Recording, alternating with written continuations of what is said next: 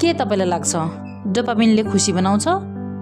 No way, you are completely wrong.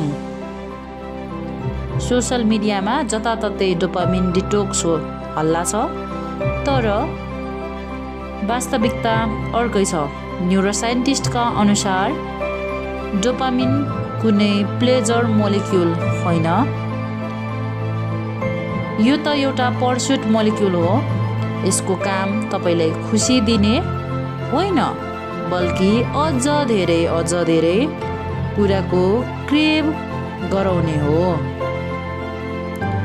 More food, more scrolling, more consumption, यसले हाम्रो movement, memory र मोटिभेसनलाई नियन्त्रण गर्छ।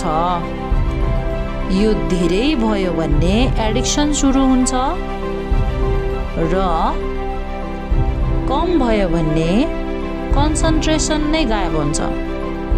1980 को वर्ल्ड साइन्सले भन्थ्यो पुरस्कार पाउँदा डोपामिन बढ्छ, त्यसैले यो खुसीको हर्मोन।